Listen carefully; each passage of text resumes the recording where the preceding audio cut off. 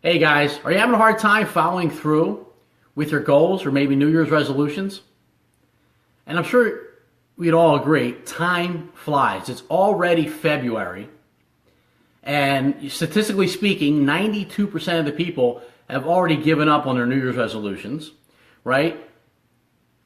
And I want to give you 3 tips of what I learned how to overcome my fear of taking action. Because I used to set goals, I used to get all excited, and then I would just freeze up. And I want to teach you that when you start thinking, should I do this, should I do that, and you get to that point where you feel like you're freezing, because that's what I used to do, how to break through that. Okay? So, when it's time to take action, do you just freeze up like I did? Well, tip number 1 is you have to have a reason why. And it can't be money. Meaning a lot of people get into business or they want to become successful all because of money, or they want to, lose weight because they could save money, believe it or not, save money on eating or whatever the case may be. But it can't just be about money. You need to find your passion. You need to find what excites you, what's going to wake you up in the morning. Okay? And if you're not passionate about what you're doing, you probably shouldn't be doing it. If you don't have that excitement about what you're doing, you probably shouldn't be doing it. Now, you need to shift your focus from fear to faith, right? So having a strong reason why will shift your focus from fear to faith. And let me explain. When I got my first network marketing company back in 2001, they told me to make a list, and I made a list, and I was all excited about all the money I could make, and I could become a millionaire, and all these different dreams going through my head. But when it came time to make those calls, I froze. I was so nervous. I had such a fear of calling people on my list. And these were people that I knew, but I was so fearful. So what I did was, my reason why was my children, my son and my daughter. So I took pictures of them, and I literally laminated, and I had a blue binder, and I laminated on that blue binder. And when I would make calls, I would literally look at them. Even though I was fearful of making those calls and I was nervous, I would look at my kids and I would make the calls anyway. And you know what I learned? Facing your fears and fighting through that is called courage. Well, I never thought of myself as being courageous. Okay? But that's one way that I overcame the fear, because I had a strong reason why. Because I was so passionate about my kids. I was so excited to be able to be a stay-at-home dad and be able to build something that I could be home with my kids. Now, listen, if you don't have faith right now, or, let's say you're involved in, a business or, a network marketing company, and you see people already having success, borrow their faith. Meaning, have faith knowing that if somebody could do it, or it's already been done, you can do it. Okay? So borrow that from them until you get comfortable. Now, even if somebody hasn't reached that dream or goal, what you want to aspire to get to, understand that it can still be done. There's a Bible verse that says, we walk by faith, not by sight. Meaning you might not see yourself doing it, and we'll get you there, okay? But you need to have faith that it can be done. Tip number 2, get comfortable with being uncomfortable.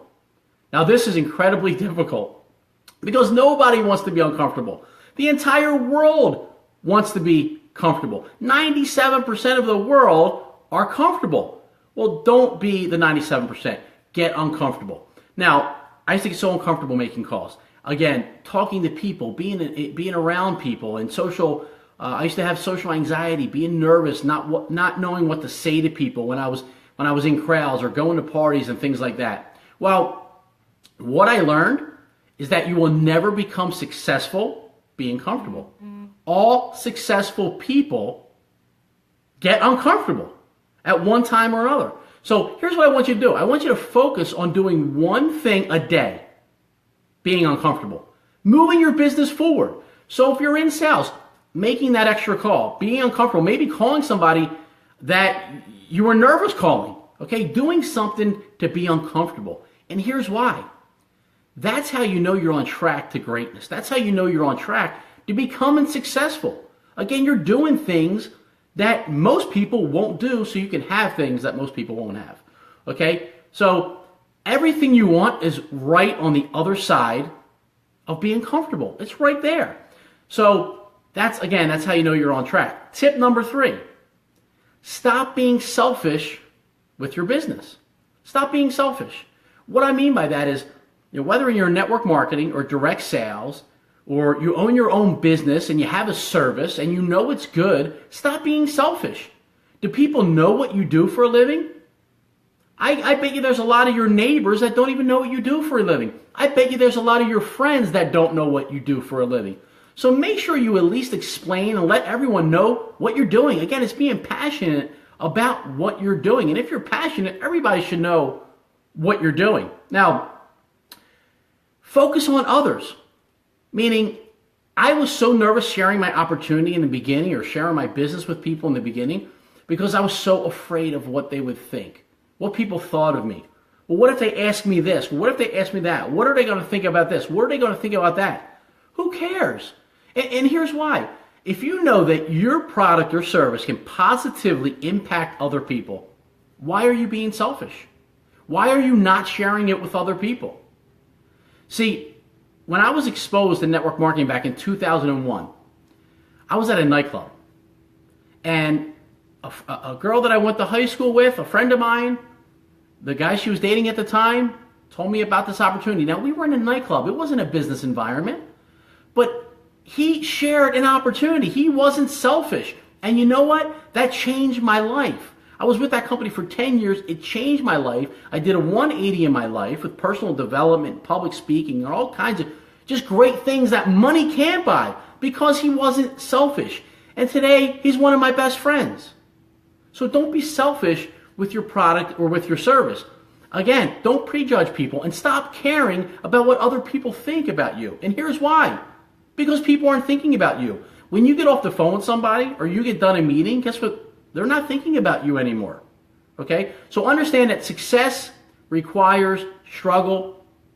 Again, make sure your reason why, you're passionate about it, you're excited about it, you're comfortable with being uncomfortable. And this is probably the most important. But understand, when you get uncomfortable and there's an uncomfortable situation, know that you're right on track, because that's when most people quit.